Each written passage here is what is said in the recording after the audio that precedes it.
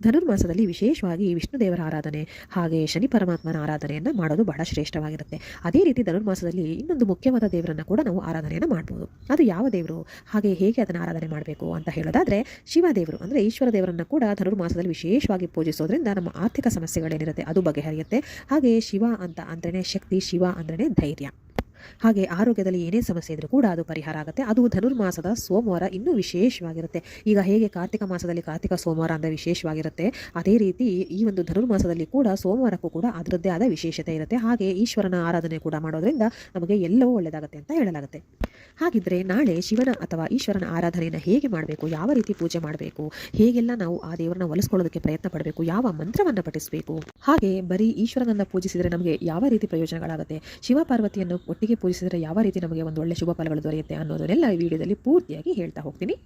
ಈ ಮಾಹಿತಿ ನಿಮಗೆ ಇಷ್ಟ ಆಯಿತು ಅಂತ ಹೇಳಿದ್ರೆ ಅದನ್ನು ನೀವು ನಿಮ್ಮ ಫ್ರೆಂಡ್ಸ್ ಅಥವಾ ಫ್ಯಾಮಿಲಿಗೂ ಕೂಡ ಶೇರ್ ಮಾಡಿ. ಹಾಗೆ ಈ ವಿಡಿಯೋಗೆ ಒಂದು ಲೈಕ್ ಕೊಡೋದನ್ನು ಮರಿಬೇಡಿ. ಹಾಗೆ ನನ್ನ ಚಾನಲನ್ನು ದಯವಿಟ್ಟು ಸಬ್ಸ್ಕ್ರೈಬ್ ಮಾಡ್ಕೊಳ್ಳಿ. ಈಗ ಧನುರ್ಮಾಸದ ಸೋಮವಾರ ದಿನ ಶಿವನನ್ನ ಆರಾಧನೆ ಹೇಗೆ ಮಾಡಬೇಕು ಅನ್ನೋದೆಲ್ಲ ಪೂರ್ತಿಯಾಗಿ ಹೇಳ್ತಾ ಹೋಗ್ತೀನಿ. ಬನ್ನಿ ವಿಡಿಯೋನ ಶುರು ಮಾಡೋಣ. ಮೊದಲಿಗೆ ಶಿವನನ್ನು ಆರಾಧನೆ ಮಾಡಬೇಕು ಅಂದರೆ ನಿಮ್ಮ ಹತ್ರ ಏನೇನು ವಸ್ತುಗಳಿರಬೇಕು ಅನ್ನೋದನ್ನು ನಾನು ಹೇಳ್ತಾ ಹೋಗ್ತೀನಿ. ಮೊದಲಿಗೆ ಶಿವನ ಫೋಟೋ ಅಂತೂ ಖಂಡಿತ ಇರಲೇಬೇಕು, ಅಥವಾ ಶಿವನ ವಿಗ್ರಹವಾದರೂ ಇರಲೇಬೇಕಾಗುತ್ತೆ. ಹಾಗೆ ನಾನು ಹೇಳ್ದಂಗೆ ಬರೀ ಈಶ್ವರನ ಅಥವಾ ಶಿವನ ಆರಾಧನೆ ಮಾಡೋದ್ರಿಂದ ಕೆಲವು ಫಲಗಳು ಸಿಕ್ಕತ್ತೆ. ಹಾಗೆ ಜೋಡಿ ಅಂದರೆ ಶಿವ ಪಾರ್ವತಿಯ ಜೋಡಿಯನ್ನು ಪೂಜೆ ಮಾಡೋದ್ರಿಂದ ಕೆಲವು ಫಲಗಳು ಸಿಕ್ಕತ್ತೆ. ಹಾಗೆ ಕೆಲವು ಸಮಸ್ಯೆಗಳು ದೂರ ಆಗುತ್ತೆ ಅಂತ ಹೇಳಿದೆ. ಅದೇ ರೀತಿಯಲ್ಲಿ ನೀವು ಎರಡೂ ರೀತಿಯ ಪೂಜೆಗಳು ಮಾಡೋದಾದರೆ ಎರಡೂ ಫೋಟೋಗಳು ಬೇಕಾಗುತ್ತೆ. ಹಾಗೆ ಶಿವನ ವಿಗ್ರಹ ಇದ್ರಂತೂ ತುಂಬ ಒಳ್ಳೆಯದು. ಆಮೇಲೆ ಇನ್ನು ಸಾಮಾನ್ಯವಾಗಿ ಏನು ಅರಿಶಿನ, ಕುಂಕುಮ, ಹೂವು, ಅಕ್ಷತೆ ಅದೆಲ್ಲವನ್ನು ಕೂಡ ಮಾಮೂಲಿಯಾಗಿ ನಿಮ್ಮಲ್ಲಿ ಇದ್ದೇ ಇರುತ್ತೆ. ಅದು ಕೂಡ ಹಾಗೆ ಬಿಲ್ವಪತ್ರೆ ನಿಮಗೆ ಸಿಕ್ತು ಅಂತ ಹೇಳಿದ್ರೆ ತುಂಬಾ ಶ್ರೇಷ್ಠ. ಅದನ್ನು ಕೂಡ ತಂದು ಇಟ್ಕೊಳ್ಳಿ. ಅದು ಒಂದು ವಿಶೇಷ ಶಕ್ತಿಯನ್ನೇ ಹೊಂದಿದೆ ಅಂತ ಹೇಳಲಾಗುತ್ತೆ. ಹಾಗೆ ಹೀಗೆ ಎಲ್ಲ ಕಡೆಗಳಲ್ಲೂ ಸಿಕ್ಕತ್ತೆ ಬಿಲ್ಪತ್ರೆ, ಅದನ್ನು ಕೂಡ ತಂದು ಇಟ್ಕೊಳ್ಳಿ. ಹಾಗೆ ಅಭಿಷೇಕ ಮಾಡೋಕ್ಕೆ ಅಂತ ಹೇಳಿ ಮಡಿ ನೀರು ಅಂದರೆ ಶುದ್ಧವಾದ ನೀರನ್ನು ಕೂಡ ರೆಡಿಯಾಗಿ ಇಟ್ಕೊಳ್ಳಿ. ಈಗ ಹೇಗೆ ಪೂಜೆ ಮಾಡಬೇಕು ಅಂತ ಹೇಳೋದಾದರೆ, ಬ್ರಾಹ್ಮಿ ಮುಹೂರ್ತದಲ್ಲಿ ಎದ್ದೇಳಬೇಕಾಗುತ್ತೆ. ನಾಳೆ ಅಂದರೆ ಸೋಮವಾರ, ಧನುರ್ಮಾಸದ ಸೋಮವಾರ ನೀವು ಬ್ರಾಹ್ಮಿ ಮುಹೂರ್ತದಲ್ಲಿ ಎದ್ರಂತೂ ತುಂಬಾ ಶ್ರೇಷ್ಠ. ಏನೇನೋ ಒಂದು ಸಾಧ್ಯವಾಗದೇ ಇರುವಂಥದ್ದೆಲ್ಲ ಸಾಧ್ಯವಾಗುತ್ತೆ ಅಂತ ಹೇಳ್ಬೋದು. ಅಕಸ್ಮಾತ್ ನಿಮ್ಗೆ ಅಷ್ಟೊತ್ತಿಗೆ ಹೇಳೋಕ್ಕಾಗಿಲ್ಲ ಅಂದರೆ ಸೂರ್ಯೋದಯ ಆಗೋ ಹೊತ್ತಿಗಾದರೂ ಎದ್ದು ನೀವು ನಿಮ್ಮ ನಿತ್ಯ ಕರ್ಮಗಳನ್ನೆಲ್ಲ ಮುಗಿಸಿ ಮನೆಯನ್ನು ಸ್ವಚ್ಛ ಮಾಡಿ ಆ ನಂತರ ನೀವು ದೇವರ ಪೂಜೆಗೆ ಕೂತ್ಕೋಬೇಕಾಗುತ್ತೆ. ಅದರಲ್ಲೂ ನಿತ್ಯ ಪೂಜೆಗಳು ಏನಿರುತ್ತೆ, ಸಾಮಾನ್ಯವಾಗಿ ನೀವು ನಾನು ಯಾವಾಗಲೂ ಹೇಳೋ ಹಾಗೆ ಗಣಪತಿ ಪೂಜೆಯನ್ನು ಮಾಡಿ, ನಿಮ್ಮ ಕುಲದೇವರು ಮನೆ ದೇವರು ಪೂಜೆಯನ್ನೆಲ್ಲ ಮಾಡಿ ಆ ನಂತರ ಈ ಒಂದು ವಿಶೇಷವಾದ ಶಿವ ಪೂಜೆಯನ್ನು ಮಾಡಬೇಕಾಗುತ್ತೆ. ಮೊದಲಿಗೆ ಬರೀ ಶಿವನನ್ನ ಪೂಜೆ ಹೇಗೆ ಮಾಡೋದು, ಅದರಿಂದ ಏನು ಪ್ರಯೋಜನ ಅನ್ನೋದನ್ನು ಹೇಳ್ತೀನಿ. ನಾನು ಆಗಲೇ ಹೇಳ್ದಂಗೆ ಶಿವನ ಫೋಟೋ ಇದ್ದರೆ ಒಳ್ಳೆಯದು, ಅಥವಾ ಶಿವನ ವಿಗ್ರಹ ಇದ್ದರೂ ಕೂಡ ಒಳ್ಳೆಯದು. ಯಾವುದನ್ನಾದರೂ ಕೂಡ ನೀವು ರೆಡಿ ಇಟ್ಕೊಳ್ಳಿ. ಶಿವನ ವಿಗ್ರಹ ಇತ್ತು ಅಂತ ಹೇಳಿದ್ರೆ ಮೊದಲು ಒಂದು ಪುಟ್ಟ ಸಣ್ಣ ತಟ್ಟೆನಲ್ಲಿ ಶಿವನ ವಿಗ್ರಹವನ್ನು ಇಟ್ಕೊಳ್ಳಿ. ಫೋಟೋ ಇತ್ತು ಅಂತ ಹೇಳಿದ್ರೆ ಒಂದು ಬಟ್ಟೆಯ ಮೇಲೆ, ಒಂದು ಮಡಿ ಬಟ್ಟೆ ಏನಿರುತ್ತೆ ದೇವರ ಮನೇಲಿ ಇಟ್ಕೊಂಡಿರ್ತೀರಲ್ಲ, ಆ ಒಂದು ಮಡಿ ಬಟ್ಟೆ ಮೇಲೆ ಈ ಒಂದು ಫೋಟೋವನ್ನು ಇಟ್ಕೊಂಡು ಅದನ್ನು ಸ್ವಚ್ಛಗೊಳಿಸಿ ಇಡಿ. ಆನಂತರ ಅದಕ್ಕೆ ಅರಿಶಿನ, ಕುಂಕುಮ, ಆಮೇಲೆ ಗಂಧವನ್ನು ಲೇಪಿಸಿ, ತುಂಬಾ ಶ್ರೇಷ್ಠ ಶ್ರೀಗಂಧವನ್ನು ಲೇಪಿಸಿ ಇಡಿ. ಅದಾದ ನಂತರ ನೀವು ಅದಕ್ಕೆ ಹೂವು, ಅಕ್ಷತೆ, ಗೆಜ್ಜೆ ವಸ್ತ್ರಗಳನ್ನು ಹಾಕಲೇಬೇಕಾಗುತ್ತೆ ಕಂಪಲ್ಸರಿಯಾಗಿ. ಅದು ಹಾಕಿದ ನಂತರ ನೈವೇದ್ಯಕ್ಕೆ ನೀವು ಏನು ಮಾಡ್ಕೊಳ್ಳೋಕ್ಕಾಗೋದಿಲ್ಲ ಅಷ್ಟು ಬೆಳಗ್ಗೆ ಎದ್ದು ಅಂತ ಹೇಳೋದಾದರೆ, ಇದನ್ನು ಮನೆಯ ಯಜಮಾನ ಯಾರಿರ್ತಾರೆ ಅವರು ಕೂಡ ಮಾಡ್ಬೋದು, ಅಥವಾ ಮನೆಯ ಗೃಹಿಣಿ ಕೂಡ ಮಾಡ್ಬೋದು. ಈ ಒಂದು ಬರೀ ಶಿವನ ಆರಾಧನೆ ಅಂದರೆ ಮನೆಯ ಯಜಮಾನ ಯಾರಿರ್ತಾರೆ ಅವರು ಮಾಡೋದಂತೂ ತುಂಬಾ ಶ್ರೇಷ್ಠ ಅಂತ ಹೇಳಲಾಗುತ್ತೆ. ಆ ನೈವೇದ್ಯಕ್ಕೆ ಏನೂ ಇಲ್ಲ ಅಂತ ಹೇಳಿದ್ರೆ ಬೆಲ್ಲವನ್ನು ಇಟ್ಕೊಳ್ಳಿ, ಏನೂ ತೊಂದರೆ ಇಲ್ಲ.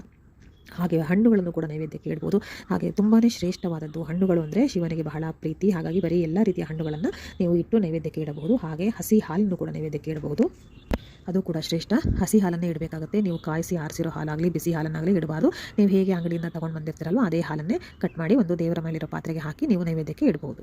ಆಯಿತಾ? ಇಷ್ಟೆಲ್ಲ ರೆಡಿ ಮಾಡಿಕೊಂಡು ನೀವು ಒಂದು ಸಂಕಲ್ಪ ಮಾಡ್ಕೋಬೇಕಾಗುತ್ತೆ. ಈಗ ಒಂದು ಶಿವನ ಪೂಜೆ ಅಂತ ಹೇಳಿದ್ರೆ ಧನುರ್ಮಾಸದಲ್ಲಿ ವಿಶೇಷವಾಗಿ ಮುಖ್ಯವಾಗಿ ಒಂದು ಆರೋಗ್ಯ ಸಮಸ್ಯೆ ಏನು ಕಾಡ್ತಾ ಇರುತ್ತೆ, ಹಾಗೆ ಮಾಟ ಮಂತ್ರಗಳ ಭಯ ಏನಿರುತ್ತೆ ನಿಮಗೆ, ಆಮೇಲೆ ದುಸ್ವಪ್ನಗಳು, ಒಂದು ಕೆಟ್ಟ ಕನಸುಗಳು ಬೀಳ್ತಾ ಇರುತ್ತೆ. ಯಾವಾಗಲೂ ನಮಗದು ಊಹೆನೂ ಮಾಡ್ಕೊಳ್ಳೋಕ್ಕಾಗಿರೋದಿಲ್ಲ, ನಮಗೆ ಸಂಬಂಧನೇ ಇರೋದಿಲ್ಲ, ಆ ರೀತಿ ಒಂದು ಕನಸುಗಳು ಬೀಳ್ತಾ ಇರುತ್ತೆ. ಎಷ್ಟರ ಮಟ್ಟಿಗೆ ಅಂದರೆ ಆ ಒಂದು ಕನಸು ಬೀಳ್ತಿದ್ದಂಗೆ ನಮಗೆ ಎಚ್ಚರ ಆಗಿಬಿಡುತ್ತೆ, ಅಷ್ಟು ಭಯಾನಕವಾಗಿ ಬೀಳ್ತಾ ಇರುತ್ತೆ.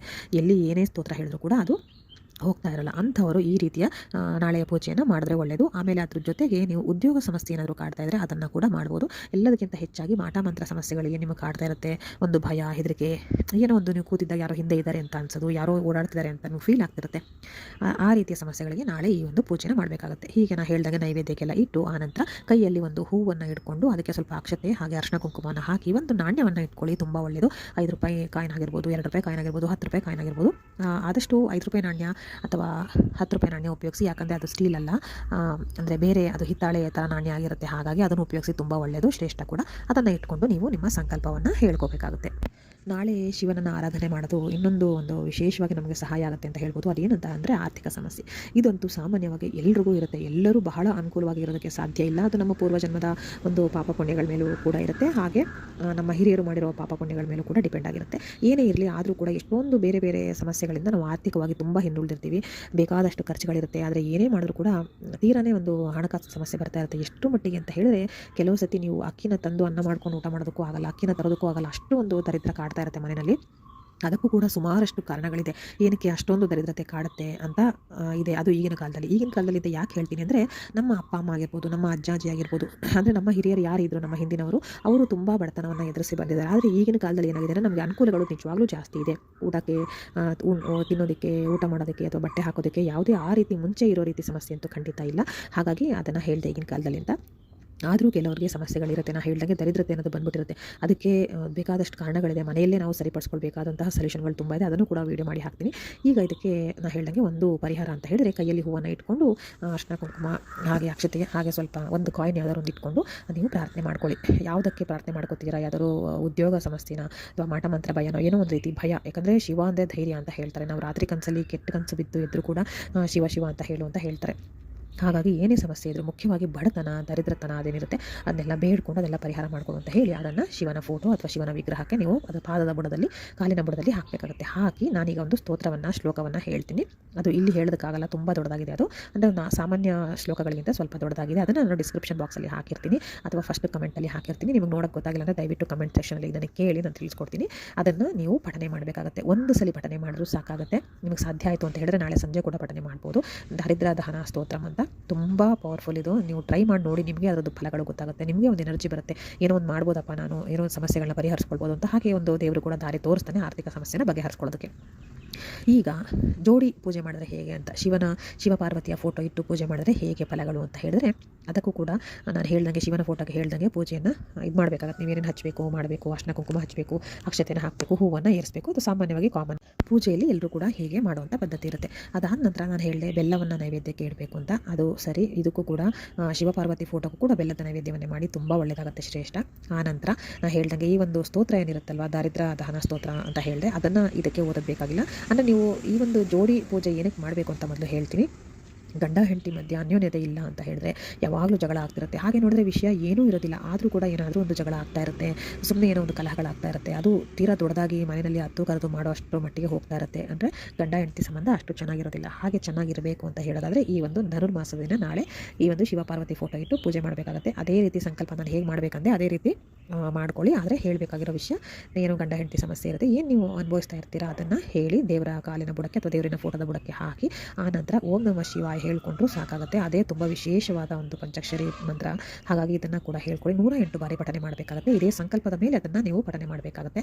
ಹೀಗೆ ಮಾಡಿ ನೋಡಿ, ಸಂಬಂಧಗಳು ಚೆನ್ನಾಗಿ ಆಗುತ್ತೆ, ಸಂಬಂಧಗಳು ಉಳ್ಕೊಳ್ಳುತ್ತೆ. ಅದರಿಂದ ಮನೆ ಮೇಲೆ ಬೀರ್ತಿರೋ ಕೆಟ್ಟ ಪರಿಣಾಮಗಳು ಕೂಡ ಹೋಗುತ್ತೆ. ಹಾಗೆ ನೈವೇದ್ಯಕ್ಕೆ ಏನು ಬೆಲ್ಲವನ್ನು ಇಟ್ಟಿರ್ತೀರಲ್ವ, ಅದನ್ನು ಗಂಡ ಹೆಂಡತಿ ಇಬ್ಬರು ನೀವು ಸಂಜೆಯ ಪೂಜೆಯ ನಂತರ ತಗೊಳ್ಳಿ. ತುಂಬ ಒಳ್ಳೆಯದಾಗುತ್ತೆ. ಗಂಡ ಹೆಂಡತಿ ಮಧ್ಯೆ ನಿಮಗೆ ಗೊತ್ತಿಲ್ಲದಂಗೆ ಒಂದು ಅನ್ಯೋನ್ಯತೆ ಬರೋಕ್ಕೆ ಶುರುವಾಗುತ್ತೆ. ಹಾಗೆ ನಿಮ್ಮ ಮಧ್ಯೆ ಒಂದು ಅಂಡರ್ಸ್ಟ್ಯಾಂಡಿಂಗ್ ಕೂಡ ತುಂಬಾ ಚೆನ್ನಾಗಿ ಬರ್ತಾ ಹೋಗುತ್ತೆ. ಹಾಗೆ ನಿಮ್ಮ ಉದ್ಯೋಗ ಸಮಸ್ಯೆ ಇರ್ಬೋದು ಅಥವಾ ಆರ್ಥಿಕ ಸಮಸ್ಯೆ ಇರ್ಬೋದು, ಎಲ್ಲವೂ ಕೂಡ ಪರಿಹಾರ ಆಗುತ್ತೆ. ನಾಳೆ ತಪ್ಪದೇ ಧನುರ್ಮಾಸದ ವಿಶೇಷ ಸೋಮವಾರದ ಪೂಜೆಯನ್ನು ಮಾಡಿ. ಎಲ್ರಿಗೂ ಒಳ್ಳೆಯದಾಗಲಿ. ಮತ್ತೆ ಮುಂದಿನ ವಿಡಿಯೋದಲ್ಲಿ ಸಿಗ್ತೀನಿ. ಧನ್ಯವಾದಗಳು.